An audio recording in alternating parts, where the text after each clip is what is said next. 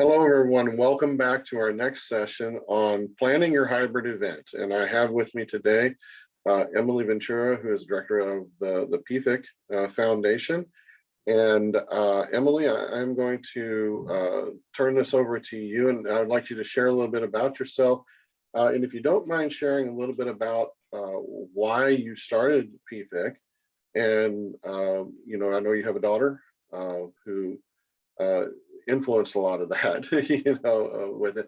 But go ahead and tell a little bit about your story, and then tell us about the PFIC Foundation.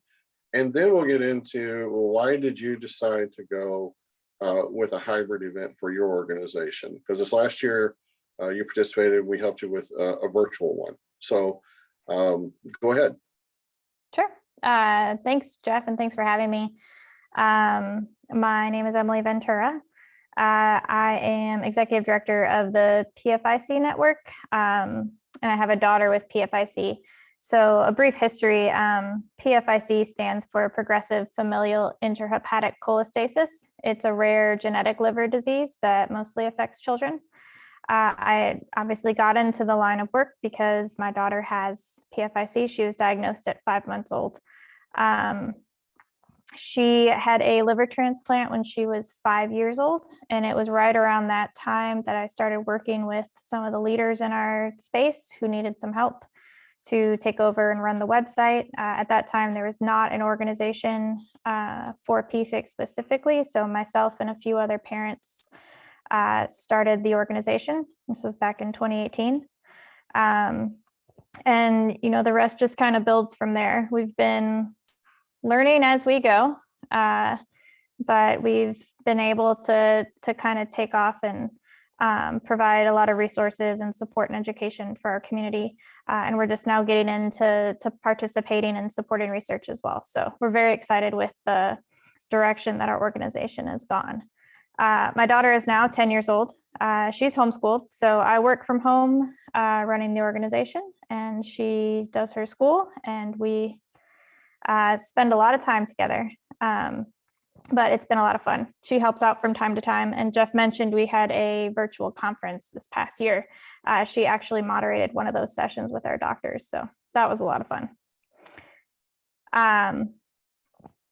So Jeff, you asked me to shed a little bit of light on our conference this past year, and then why we've decided to do a hybrid event this year.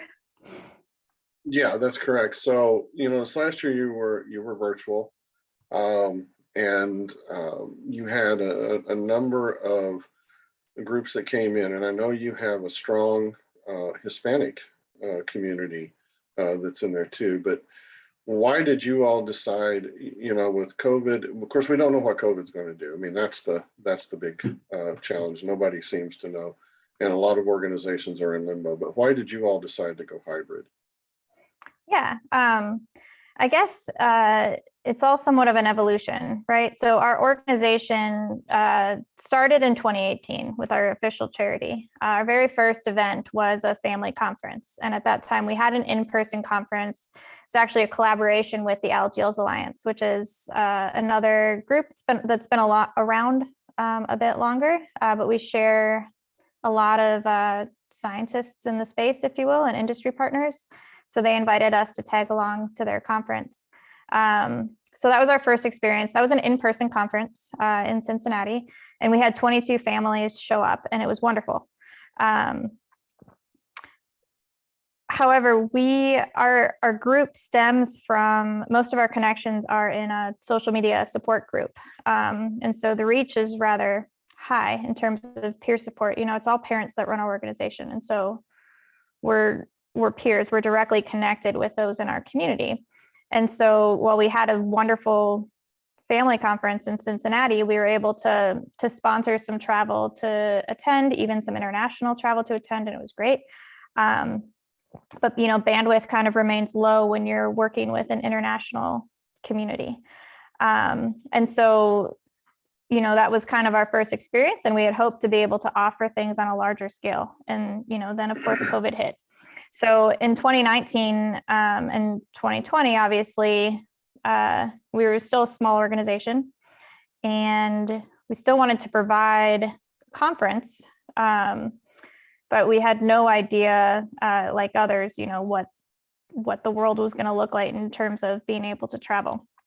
And so, you know, we chose, we shifted and did an educational webinar series at first, where we just did a series of individual webinars just to get some education out there. And then the following year, 2021, which was this past year, we decided to try out the virtual event, which was also in conjunction with the Algaes Alliance. And the virtual event ended up being more successful than we could have anticipated. I think we realized that in terms of outreach capabilities, what we were able to do with the virtual platform, like I mentioned, you know, our constituents, if you will, our peers are all over the globe, speak many different languages. Yes, we do have a strong, you know, membership in the Hispanic community. So just the capabilities we were able to provide the international community in terms of educating and providing support was immense. We had 113 participants sign up for the conference. I think our live attendance was somewhere around 50 to 60%. And then we went back and were able to track the amount of participants that watched the recordings, because the recordings remained available in the platform for a few weeks. So they got to go back in and experience the platform. And we actually have recordings now that live on our website, some of those, some of that content that we wanted to remain accessible. So, you know, in terms of having access to those recordings, I think our numbers were closer to like 80 or 90% of our registered participants actually were able to gain access to some piece of the conference. And that was really eye-opening to us.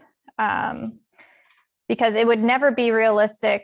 Well, I shouldn't say never. I know there are many groups who can do it, but you know, in the first 3 years of having a foundation, to get 100 people in one spot when you're working with an international community would be outrageous.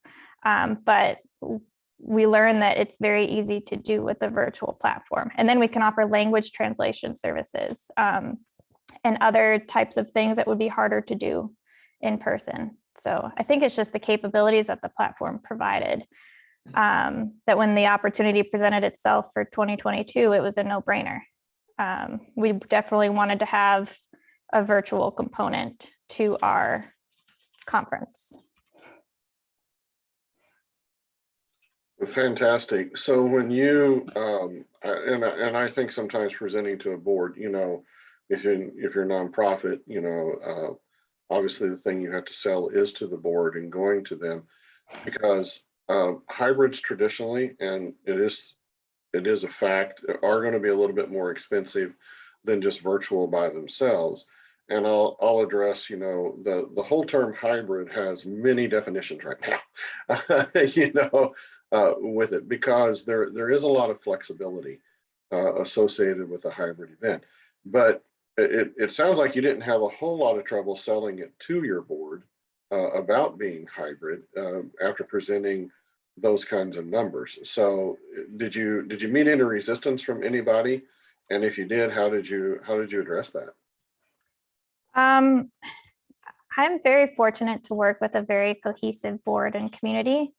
I think for us, you know, everybody on our board experienced the smaller in-person conference and the benefits of that. And they also experienced last year's virtual conference and the benefits of that. And then they saw the numbers from the outreach and the amount of use that our conference provided, and actually the ongoing use of our community, right? Because we're able to have that on our website still.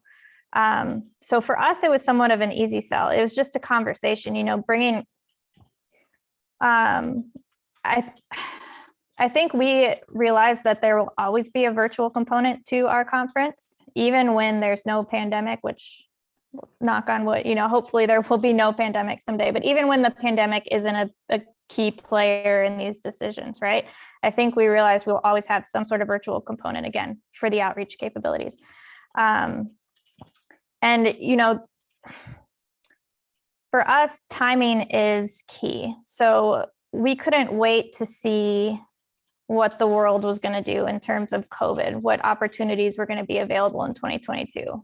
We had to get a meeting date on people's calendars, way ahead of time, particularly scientists. I mentioned that we are entering into more of a scientific focused conference. In order to do that, we have to get on researchers and, scientists' calendars, a year in advance, if not more. And so we couldn't really wait for the pandemic to kind of show us what it was going to do. We had to make a decision. We did want, what you miss out on the virtual component is the in-person discussion, right? We all have Zoom fatigue, and we don't have the same type of conversation on screens that we do in person. You don't have those hallway discussions or whatnot. So even if it's a smaller meeting, which even meeting with our board and our staff and our medical advisory board, if those are the only members that show up to the in-person meeting, but then we can provide, the larger platform with the virtual meeting, that's our hybrid concept. So, that was really where the conversation started. So it was somewhat of an easy sell. And like I said, we did have the backing of the numbers from what happened at the virtual conference.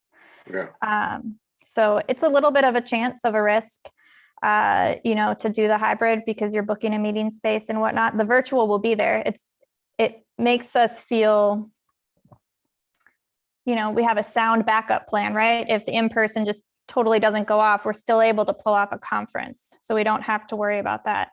And we just kind of have put it into our planning. For the in-person portion, we've discussed, the backup plans with the hotel and the meeting space, and kind of, what would happen if we can't do the full hybrid, and have kind of put that into our planning. And we were prepared when we talked through with the board. And so the board was on our side. Fantastic. I want to come back to you with some questions. I really appreciate you sharing your experience and talking about how your hybrid function worked. I will say this to the group and to anyone who'll be watching it, that there are organizations out there that are still in limbo. Talked to several of them. They just don't know what they want to do, and so they're waiting. Everybody, of course, wants to go back in person because they do. Their patient communities like the touch and feel of it. There are some organizations just like yourself, though, that have decided to but they have decided either to do hybrid or to go back 100% virtual this year. And those organizations, many of them are related to that have some type of lung condition or lung disease where getting COVID would just be disastrous for them in another way. So I appreciate you sharing your timelines and the decisions that you had to make and what you have. And I think it's a good sound thinking that, okay, you're going to do hybrid, but you also have the ability to fall back and be virtual and still have that virtual experience. I'm going to take a minute and I want to share a short presentation to talk about hybrid itself, because this concept, if you go out and you look, most every virtual event platform that you look at says that they can do hybrid. But what is it really, and how does it really work? And there's no one answer for that. But I want to give some insights to some things, and about if you are planning to go hybrid and you are planning to do a hybrid event, there are some considerations that you should probably think about. So first of all, what is hybrid, and then why should we go it? A true hybrid event is an event that's happening in person and virtually at the same time. You want to get down to the nitty gritty and the true definition of it. Those two events, those two things are happening at the same time, meaning that you have a fully functional event platform that you have virtual attendees coming into, but that those virtual attendees are also able to participate in some ways with the in-ground or in-person event. Specifically, if you look at the various components of that, they can participate in the sessions, at least watching the sessions live stream. But there are components where they can also participate in exhibitor booths or at the tables. And you can have that virtual component tied to the in-person virtual booth. So the tables can be tied to a virtual table or a virtual booth, and you can still have that same experience. But, I think what we talked a little bit about, so that's a true hybrid event. And you say, well, why are there so many of them? Because there are organizations out there that say that they can do hybrid. And they offer you the ability to attach some device and to stream through their platform. And that is true. It is a streaming session, but take a look very carefully at the booths, take a look at the lounges, take a look at, your exhibit hall as a whole, and take a look at the session streaming capabilities, and especially the functionality with the online being able to ask Q&A to the live presenters. So why do you go hybrid? Well, we've talked about that. I mean, Emily hit on it, is that there is a very large global reach and international community that you once, that before the hybrid virtual session, you didn't have that reach to. And you might have to have a conference here. And if you had a strong following in Central America, maybe you would go to Central America and you had one there, and maybe you would go to Europe. But now with the global reach, you're able to connect all of these resources together, and you're able to touch upon those. Then there is, of course, the patient travel consideration. Some patients are not well enough to travel. In one of the virtual events that we hosted, there were more than 600 participants who it was a cancer conference, but there were more than 600 of those cancer patients that attended that were in stage 4. And they weren't able to travel, even if there hadn't been a virtual component. If it had just been ground, they would not have been able to have traveled. And so many of them were so grateful to at least just be able to reach out and during the literal fight of their life. The other reason to go hybrid is that your information that you can post virtually is evergreen.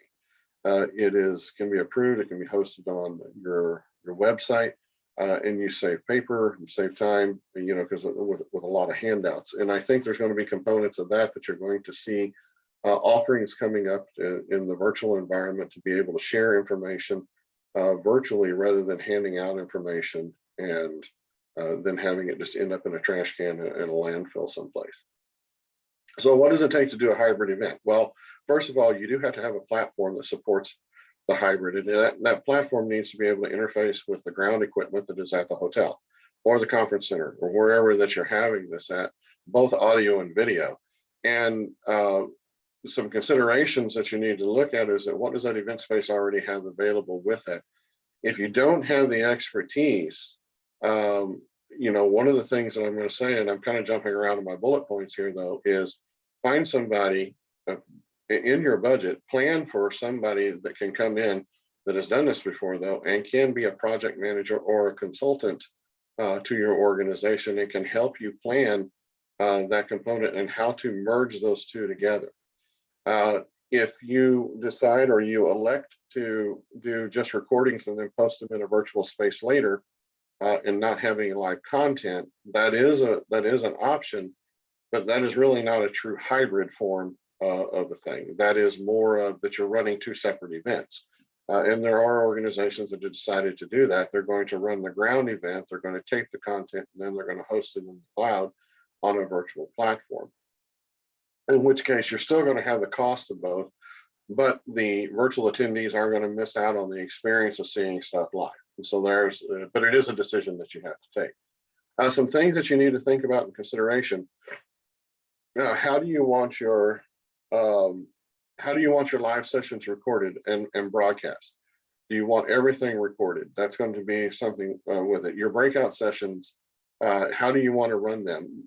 There is the ability that you can put a tablet or you can put a computer at a table in a breakout, or if you're having round tables discussion, that you can have virtual attendees included in that. And you can limit the number of attendees that come into each of those virtual sessions to 1 or 2 people.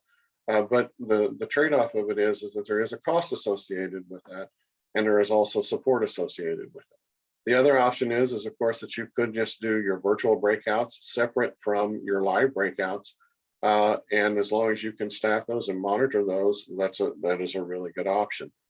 The other thing that you're going to have to do is, I would strongly recommend for anybody who's thinking about hybrid and with technology and working with it, is if you're going to consider doing the hybrid component, look at the virtual event providers and see if they provide you any kind of on-ground support. And if they don't, find somebody who can support you and be supportive during your event. The last thing that you need as an organization is, quite frankly, the extra pressure trying to figure out why a streaming technology is not working with a virtual event platform.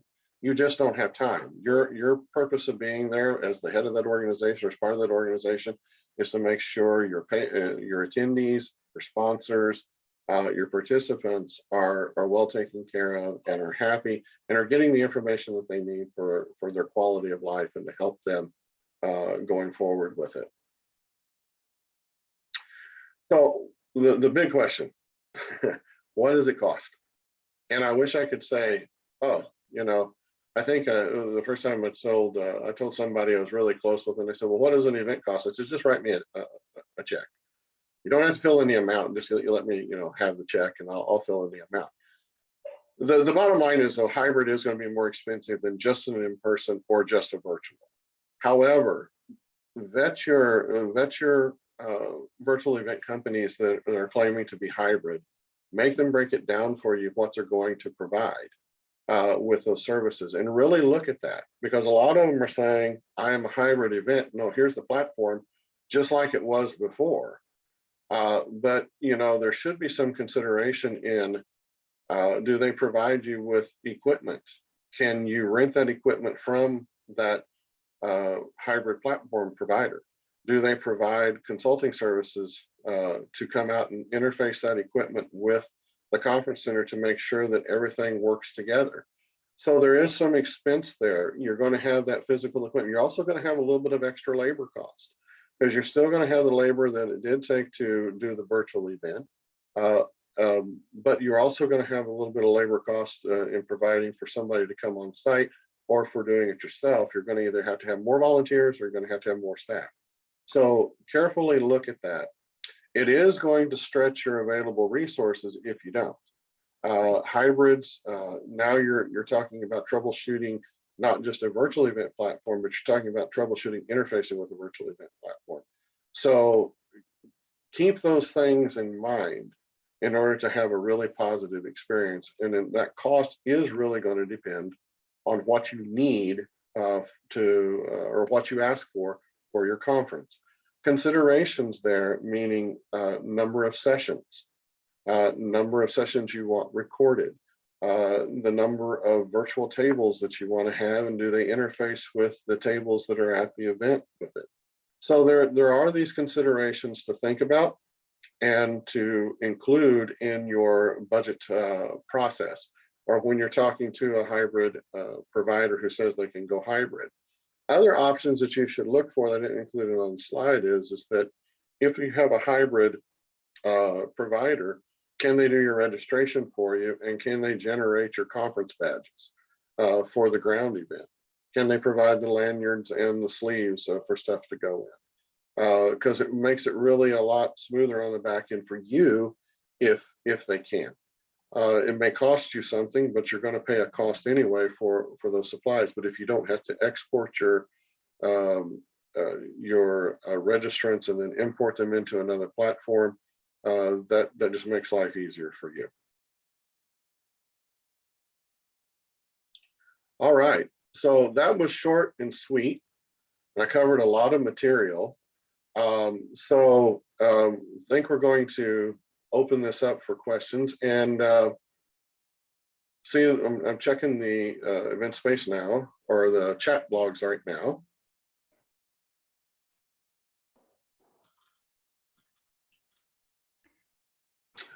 It is a good question. So Dean, you asked the question for the hybrid versus 100% in person, and then what is lost by the hybrid person if they choose not to attend? And I think that the main thing that we see lost in some of that is there is a certain amount, I want to say, energy. There's a certain amount of excitement that if you attend a live thing, you feel re-energized.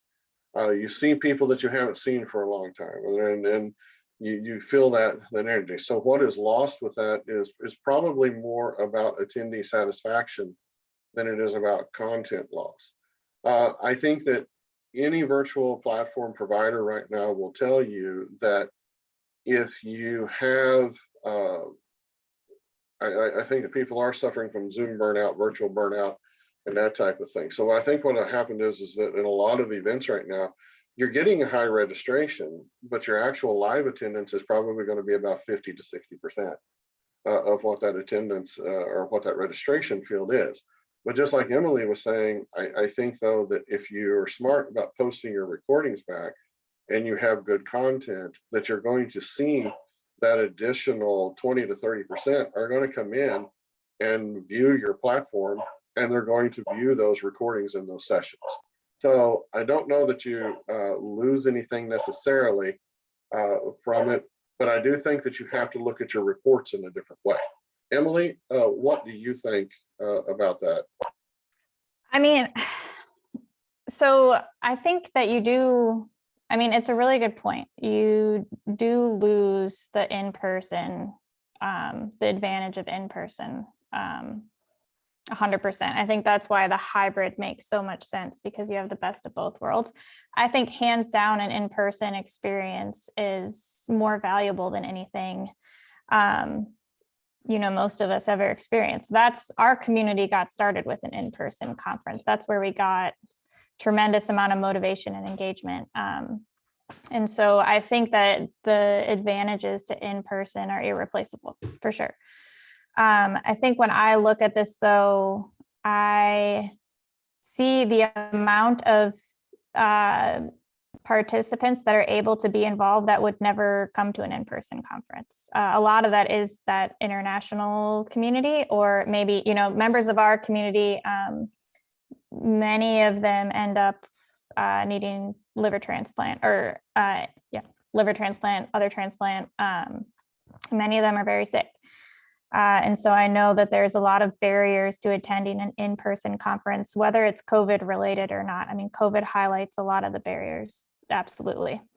But I think when I look at that, I see the amount of participants that can engage that wouldn't have been able to engage otherwise. So I think that's one advantage. And yeah, I'm happy. I think you can unmute. I'm happy to go into conversation as well. Yeah, thank you. No, this is a great conversation. And Jeff, we've talked, or indirectly, we've talked about some of this. So I would just like a clarification, or to express a clarification, that we talk about hybrid is really a combination of pieces. And for me, there's the in-person meeting, there are the meeting recordings, which is the long-term archiving that people can look at. Sorry, I'm looking at a side screen here. I'll move you in the middle. The recordings, and then the what we used to call live streaming is now kind of generally called hybrid. And I think each of those serves a different purpose and have a different trade-off. And I agree, our disease, and particularly in these COVID times, we have to worry about, the specifics of medical travel, the higher risks and those sorts of things. But even in regular times, families can't travel just because of their medical situations, their financial situations, geography, a whole variety of issues. And we have to meet them where they are. But I think that the critical thing that I want to kind of ferret out here is the interaction when people are face-to-face is different. And the takeaways are different than when people view a video later.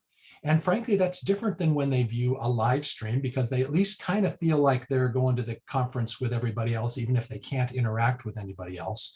And for me, when I think of the word hybrid, and I work with organizations in this space as well, when I think of the word hybrid, it's how do we, and this is where I think work needs to go forward, is how do we make the hybrid experience more like the in-person experience. Not just allow them to see the videos. I mean, I can go to YouTube and watch videos all night long, but how do we engage the remote attendee, not just to view the stuff that we're spewing out, the experts and all the smart people and the valuable stuff, but how do they interact? How do they feel like they're in the room? How can they ask questions in a way that's similar to people in the room, and so on? So I think that for me, hybrid is a little bit too big of an umbrella. We need to break it into those pieces and what we're trying to accomplish. And then you talked also about sorry, rambling a little bit, but you talked about Spanish speaking audience or Hispanic audience, and the opportunity, because there's tools out there now that will help us with this, to do live interpretation, so that you can truly engage those international and non-English speaking communities, because they are able to truly understand and communicate back in. Yeah, and I don't disagree with you on the point that's kind of why I mentioned on the slide that the definition of hybrid itself varies. And I think, and I agree with you that there are those components of it that do have to be looked at as separate, but what truly makes it a hybrid experience for someone. And how do you, and then you ask a tough question, and I think we all rattle our brains about it, in that how do you make that experience when somebody is virtual, that they feel like that they're actually there?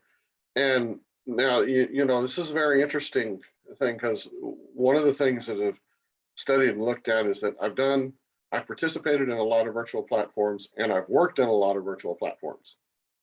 I've worked in some that are very graphical. The platform that we're using right now, even for ourselves, is what I would consider a more graphical platform. It's trying to give you that experience of walking into a real lobby, like you were at a conference center, but at the same time, it still has a functionality.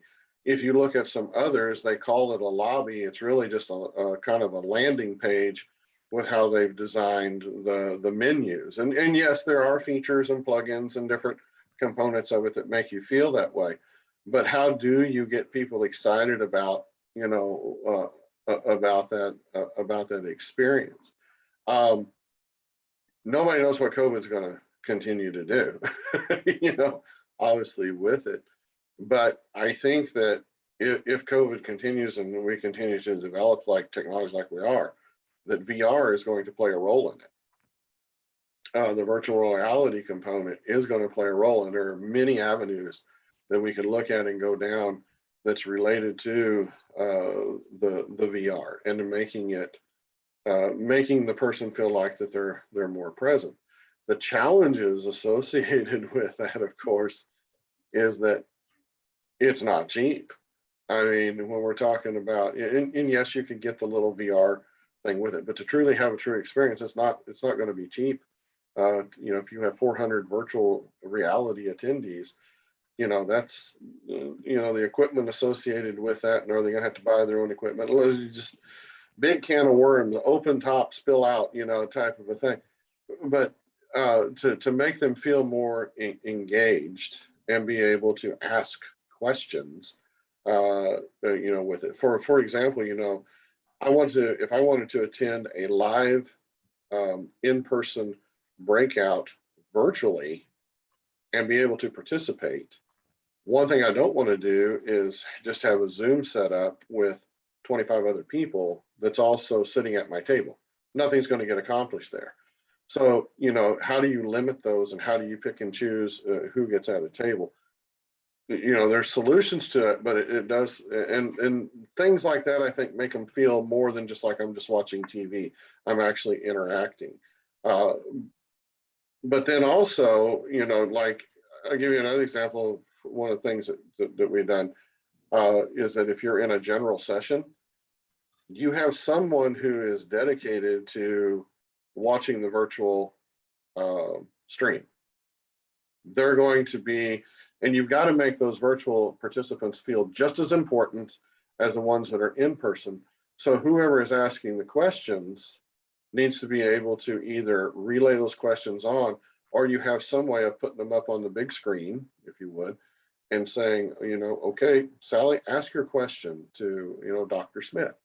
And you can have that kind of Q&A. So there are some challenges, there are opportunities there, and the technology exists for us to do it. But there are challenges to make that all seamless and make it work and have a great attendee experience. Yeah, and I agree. I'm sorry, Emily, I just want to respond real quick. So Yeah.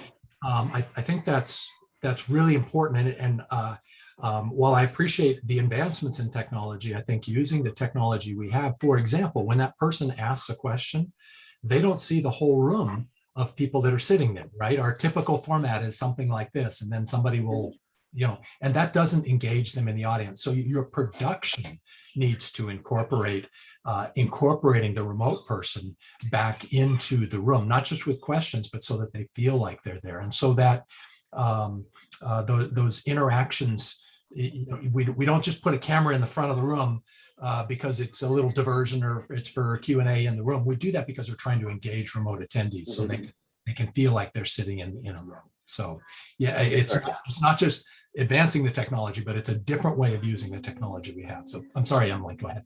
No, that's okay. I mean, I think I'm just going to elaborate on what both of you said. I think the key to engaging remote participants is a good moderator and a live Q&A session.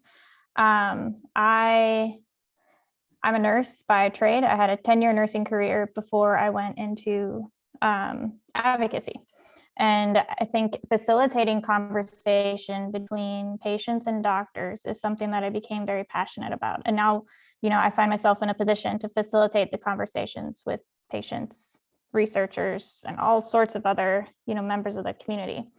And there's varying levels to this spectrum, right? So for some participants, being a remote participant will actually encourage them to ask a question when they wouldn't ask it live. Not everybody would want to come on screen and ask their question, but they're thinking it. And so if you have a moderator who can engage the chat with the Q&A, I think that's extremely valuable. And then when somebody does want to come on screen, like Dean, you asked if you could unmute and come on and have the conversation. I think encouraging that in the platform is, helpful as well. And so I think if the platform can accommodate all the levels, that's helpful. And if you have a moderator who knows how to engage the various, levels of, community engagement, that's helpful. And then the moderator should also understand the platform well enough to be able to navigate both worlds. So, and I think that would be valuable for either an in-person experience or a virtual experience, because I've been at, you go to in-person scientific conferences, and most of the time, if you want to ask a question, you have to go stand in line to a microphone, and it's a different experience. A lot of times I don't stand up. I'm not shy to speak, but I don't want to stand in line. And so I avoid the microphone for that. I ask more questions in a chat in a remote environment. And I think that if you have a moderator who can kind of show how you integrate that, I think that's helpful. And we actually, when we do marketing and outreach for our virtual conferences, I encourage the peer-to-peer connection, that I have with our community. I personally encourage people to show up live for the live Q&A discussion, because I think sometimes the live Q&A holds more valuable content sometimes than the actual webinar itself, because you have that interaction on the topic. And so that's how I get people there. I say, if you want to watch the recordings, they're available and the content is great and you'll see the live Q&A. But if you want to participate, if you want to show up and have your voice heard or ask your questions, this is kind of this is a one-time deal. And so show up. And that's how we got people there. And I think there was a huge benefit to that. I think there's no doubt that whenever you're, and I think that's so true. And being able to, here's what a lot of event planners have. I prefer to do live broadcasts on the virtual platforms. Somebody said, well, why do you do that? You're risking. Yes, I'm risking, but you hit the nail on the head though, Emily. It's enriching. So if if I have a really good speaker, or I have somebody that I just really, they have a scheduling conflict, absolutely, I will record and I will play that. And we will include that recording, and I'm so grateful to them. So I don't want to say that I'm against recording, but when people talk to me about it, we had a doctor today who was a pediatrician. Back when we invited him, he goes, "Well, I assume you want me to pre-record," and I said, No. given your schedule, if you need to pre-record, I just want you to. I really appreciate your opinion. He goes, "No, I can do it live." And I said, "Then live it is. I mean, having you live right there, that's what you're really after." And I think that in the virtual world, having that live person to come back for Q&A, if they want to pre-record because they want to be 100% right, they don't trust the technology, that type of thing. But if they can be there for the Q&A a part of it and come on and answer that, then yes, you've got that combination of both worlds, and that's what you do with it. So yeah, I appreciate you bringing that up, with it. That's the creative part, because we switch to pre-recorded, and then when you can actually interact, or there's three presentations, and those come back kind of as a mini panel. And I think that's another thing we need to watch for in hybrid events. Anything really that's virtual, even if there's not an in-person audience, is we've got to allow time for Q&A and discussion. Otherwise, why don't I just watch the videos when I can go, put my feet up on the sofa and have an adult beverage, right? Right. And so many of these events get packed, and I'm using up your time here, but so many of these events get packed, and you use 58 minutes out of your allotted 60, and you just don't have any time for Q&A. And Right.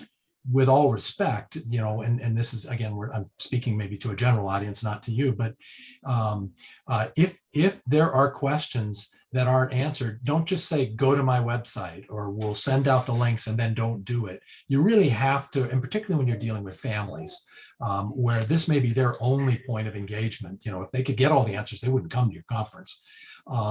You need to be proactive about really answering those questions and following up. And even in the Zoom platform, chat's awesome, but I'll post the link in the chat.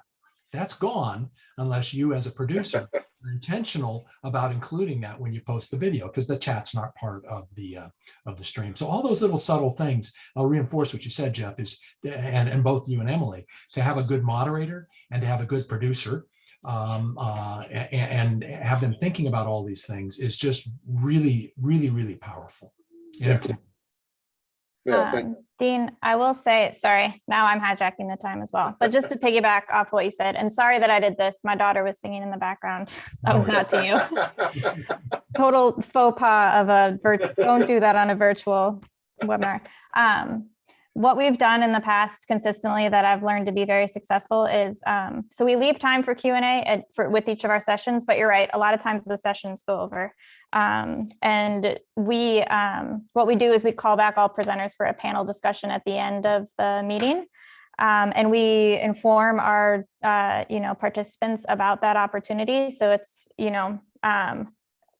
as the moderator, I keep track of the questions. So if they don't come back, the questions still get asked. But we tell everybody, if you have questions that didn't get answered or we didn't get to you, come back for the live Q&A. All panelists will be there and you'll be able to ask your questions then. And that also helps because a lot of times people, they don't know what to ask in the moment. But once they take it in, they think, oh, that, I do have this follow-up question. So inviting familiar speakers back to a purposeful panel where it's just Q&A has been very successful for us. I think that's great. Yeah, I really do with it. And I had a thought whenever you were saying that, and then, a bird flew over my head and I forgot what it was. There you go. Emily, Dean, unless you have another question, I'm going to go ahead and start wrapping up because we do have another session that's coming here at 3:30. Let me just add one other thought, and I think this is just to inspire the producer side of us. And I'm really, I mean, I love the scientists and the doctors and all that stuff, but my compassion really, weighs out on the families. And so I would encourage people, when you're looking at platforms and hybrid and trying to integrate communities, another thing to do, maybe not all the way through your gala or your dinner or your lunch, but if you're going to have a little awards thing over lunch, if you're going to have, a guest speaker for 10 minutes at your dinner, go ahead and incorporate that into your event. The doctors and the remote scientists, they won't connect in, but the families will. And that also includes them in the part of not being in live attendance that they would miss. And they're not going to eat burritos with you, but they can at least, see some of that enthusiasm and see families, rolling around, and then focus in on that speaker. So with that, thank you, Jeff. I really appreciate the time. Sure. And this is good. I hope people take some of this to heart. Well, so do I. I mean, because there is a lot of consideration that's out there, and there's been some really good events, and there's been some that have been not so good with them. So Emily, thank you again. I appreciate you coming on. We're going to be talking to you next week. I'll see you next week with it. Yeah, sounds good. Thanks for having me. Yeah, coming up at 3:30, we're going to have building effective patient programs with Erica Stick from Chesney. And so please log on at that time and check out that discussion that we're going to have. I think it'll be really dynamic. Thank you all. Emily, thank you again. Thanks very much. Nice to meet you.